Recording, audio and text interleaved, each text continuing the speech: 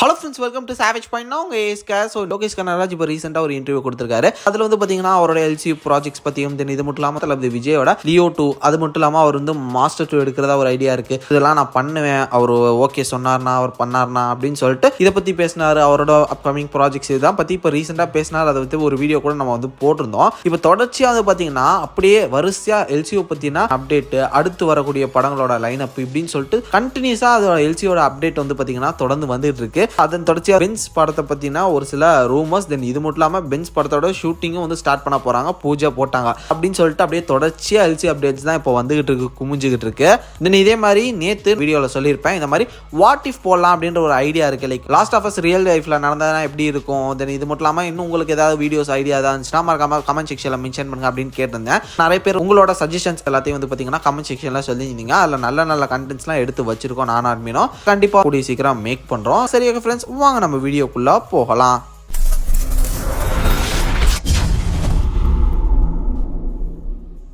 Lakshmi organics நம்ம இயற்கையான முறையில தேன் பண்ணி அமைத்து அதுல இருந்து சேகரிக்கக்கூடிய தேனை எந்தவித கலப்படமும் இன்றி விற்பனை பண்ணிக்கிட்டு வரும். அதோட சுத்தமான தேனை தாண்டி வேல்யூ ஆடட் ப்ராடக்ட்ஸ் சொல்லக்கூடிய தேன் ஊரல் வகைகள், அதாவது பன்னீர் ரோஜா குல்கந்து, தேன் அத்தி, தேன் பேரிச்சை, தேன் இஞ்சி, தேன் பூண்டு, தேன் முந்திரி, தேன் உலர் பழங்கள்னு சொல்லிட்டு கிட்டத்தட்ட 8 வகையான ப்ராடக்ட்ஸ் நம்ம விற்பனை பண்ணிக்கிட்டு வரோம். ஒருவேளை உங்களுக்கும் உங்க ஃபேமிலிக்கும் சுத்தமான தேன் மற்றும் தேன் ஊரல் வகைகள் வேணும் அப்படின்னு நினைச்சீங்கன்னா மறக்காம ஸ்கிரீன்ல தெரியற நம்பரை கான்டாக்ட் பண்ணுங்க. மேலும் நம்ம நிறுவனத்தை பத்தி தெரிஞ்சுக்க டிஸ்கிரிப்ஷன்ல கொடுத்திருக்கிற நம்மளோட லக்ஷ்மி ஆர்கானிக்ஸ் இன்ஸ்டாகிராம் பேஜை தொடர்ந்து ஃபாலோ பண்ணி சப்போர்ட் பண்ணுங்க. இப்போ வாங்க கண்டென்ட் குள்ள போகலாம். இப்போ அடுத்ததா எல்சியூல இருந்து வரக்கூடிய அடுத்த ப்ராஜெக்ட் என்ன கேட்டிங்கன்னா நிச்சயமா பிள்ளையார் சொல்லி அப்படின்னு சொல்லக்கூடிய அந்த ஒரு ஷார்ட் ஃபிலிமா தான் இருக்கும் அப்படின்னு நான் நினைக்கிறேன். இது வந்து ரொம்ப நாளாவே இதை பத்தி விஷயங்கள்லாம் பேசிட்டு இருக்காங்க. இது ரெடி ஆயிருச்சு, இது வரப்போகுது அப்படின்ற மாதிரி சொல்லிட்டு தான் இருக்காங்க. அதுக்கான எந்த விதமான ஒரு ஸ்டெப்பும் எடுத்து வச்ச மாதிரி தெரியலையே. சும்மா போஸ்டர்லாம் விட்டாங்க, வருன்ற மாதிரி சொன்னாங்க. இது வருமா வராதா அப்படின்னு சொல்லிட்டு ஃபேன்ஸ்க்கே ஒரு மாதிரி விரக்தி ஆயிட்டாங்க. இப்போ ஃபைனலி இந்த இயர் எண்டுக்குள்ள வந்து பாத்தீங்கன்னா இந்த ஒரு ஷார்ட் பிலிம் நிச்சயமா ரிலீஸ் ஆயிரும் அப்படின்னு சொல்றாங்க.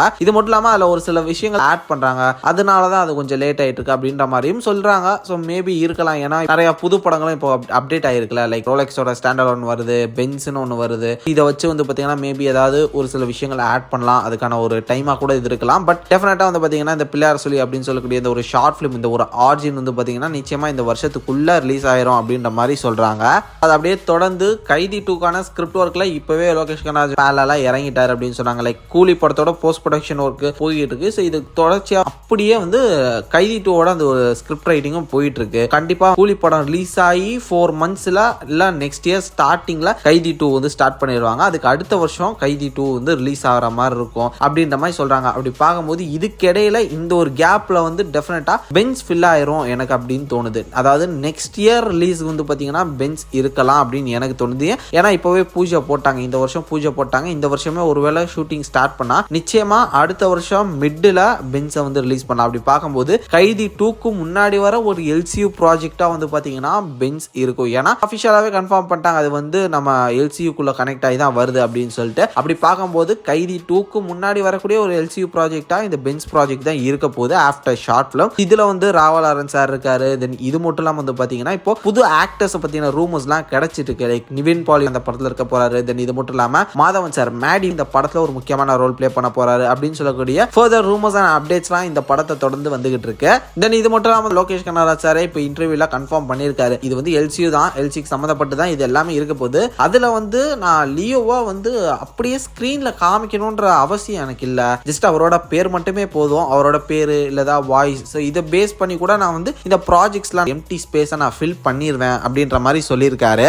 இந்த பென்ஸ்ல வரக்கூடிய ராவலாரன்ஸ் கேரக்டர் என்ன மாதிரியான கேரக்டர், எங்க இருந்து வருது, இது வந்து வில்லன் சைட்ல இருந்து வரக்கூடிய கேரக்டரா இல்ல ஹீரோ சைட்ல இருந்து வரக்கூடிய கேரக்டரா, ஏஜென்ட்டா இல்ல ஒரு அசாசினா அப்படின்ற பல கேள்விகள் இருக்கு. அப்படி இருக்கும்போது வந்து பாத்தீங்கன்னா இது வந்து விஜய் சாருக்கு சம்பந்தப்பட்ட ஒரு கேரக்டரா இருந்து இந்த ஒரு பென்ஸ் சைட்ல இருந்து பென்ஸ் வேர்ல்ட்ல இருந்து இந்த கேரக்டர் வருதா இல்ல கமல் சார் சைடு இருக்கக்கூடிய கேரக்டரா இது வருதா அப்படின்றது படம் கிட்ட நெருங்க மேபி ஷூட்டிங் போகும்போது நம்ம வந்து தெரிஞ்சுக்கலாம். அப்படி பார்க்கும்போது நிச்சயமா வந்து பாத்தீங்கன்னா அதுக்கு அடுத்து கைதி 2ல இந்த ஒரு கேரக்டர் கேரக்டர்ஸ் வந்து கிராஸ் ஓவர் ஆகவும் வாய்ப்பு இருக்கு. ஏன்னா பேரலா ஷூட்டிங் போயிட்டு இருக்குன்றனால கைதி 2 ஷூட்டிங் அப்படியே பென்ஸையும் வந்து பாத்தீங்கன்னா ஈஸியா கிராஸ் ஓவர் பண்ணலாம். ஏன்னா அந்த டைம்ல கிட்டத்தட்ட ரெண்டுமே ஒரே டைம்ல ஷூட்டிங் போயிட்டு இருக்கும் தான். அப்படி பார்க்கும்போது நிச்சயமா இது வந்து சூப்பரா புல் ஆஃப் பண்ணலாம் நினைச்சா. ஏன்னா அதை வேற டேரக்டர் தானே எடுத்துட்டு இருக்காரு. இந்த மெயின் படத்தை கைதி 2 வந்து லோகேஷ் கனகராஜ் தான் எடுத்துட்டு இருக்காரு. அப்படி பார்க்கும்போது நிச்சயமா அந்த மாதிரியான விஷயங்கள்லாம் ஷூட் பண்ணி எடுத்து வச்சுக்கலாம். அப்புறம் கன்ஃபார்மே பண்ணிட்டாரு கைதி 2க்கு அப்புறம் அவர் ஸ்ட்ரைட் ஆப் பண்றது விக்ரம் 2 தான். அதுக்கப்புறம் ரோலெக்ஸோட ஸ்டாண்ட் அலோன் நான் பண்ணலாம் அப்படின்ற ஒரு ஐடியா வச்சிருக்கேன். லைக் இந்த விக்ரம் 2 தான் வந்து ஒரு மெயின் ஒரு படம். இதுல வந்து ஆல் ஆக்டர்ஸ் இருக்கக்கூடிய ஒரு மூவியா இருக்கும் அப்படின்ற மாதிரி சொல்லியிருக்காரு. லைக் சூர்யா வருவாரு, கார்த்திக் வருவாரு, கமல் சார் இருப்பாரு, தென் அதுக்கப்புறம் பென்ஸ், ஃபகத் ஃபாசில், ஸோ இது மாதிரி எல்லாருமே இருப்பாங்க. இதுல வந்து மேபி அந்த டைம்ல விஜய் சாரோட சுச்சுவேஷன் என்ன, அவரோட மைண்ட் ஸ்டேட் என்ன, இதெல்லாம் வச்சு அவரும் வருவாரா மாட்டாரான்றதை வந்து அந்த டைம்ல காலம் தான் முடிவெடுக்கும். அதுக்கு இன்னும் ஒரு 2 வருஷம் 3 வருஷம் இருக்கு அந்த படம் வரதுக்கு. இப்போ சுச்சுவேஷன் படி இல்ல, மேபி அந்த சுச்சுவேஷன்ல அது இருக்கா இல்லையான்றதை நம்ம அப்போ பொறுத்து இருந்து தான் பார்க்கணும். விக்ரம் 2க்கு அப்புறம் ரோலெக்ஸோட ஸ்டாண்ட் அலோன் ஃபிலிம் அப்படின்றதையும் வந்து அவரே கன்ஃபார்ம் பண்ணாரு. அதுக்கான டாக்ஸ்லாம் ஆல்ரெடி போயிடுச்சு, நாங்க பேசிட்டோம், நிச்சயமா அதுவுமே வரும் அப்படின்ற மாதிரி சொல்லிட்டாங்க. அதுக்கு அடுத்து தான் டாக்டர் விஜய் சார் வந்து ஃப்ரீ, நான் பண்ணலாம், நான் பண்ண ரெடி அப்படின்ற மாதிரி அவர் அதுக்கு தயாரா இருந்தாருன்னா அப்போ டெஃபினட்டா லியோ 2 எடுப்போம் அப்படின்ற மாதிரியும் சொல்லியிருக்காரு. அது வந்து ஸ்கிராப்லாம் கிடையாது, அது விஜய் சார் ரெடினா அது எப்பனாலும் இறங்கலாம் அப்படின்ற மாதிரியான ஒரு டாபிக்கா தான் அது இருக்கு. அப்படி பார்க்கும்போது லியோ 2வும் மாஸ்டர் 2 வந்து விஜய் சார் கையில தான் இருக்குன்னு லோகேஷ் கனகராஜே சொல்லிட்டாரு. பட் அந்த ஸ்பேஸை வந்து நான் அவரோட அந்த ஒரு அப்பியரன்ஸ் இல்லாமே வாய்ஸாவோ இல்லை அந்த ஒரு கேரக்டர் இருக்கிறதுக்கான ஏதோ ஒரு அறிகுறியை நான் வந்து பேட்ச் பண்ணி அந்த ஒரு கேரக்டர் நான் எப்படியாவது இதுல வந்து எல்சியூல வந்து கடத்திடுவேன் அப்படின்ற மாதிரி லோகேஷ் கனகராஜும் சொல்லியிருக்காரு. லைக் எப்படி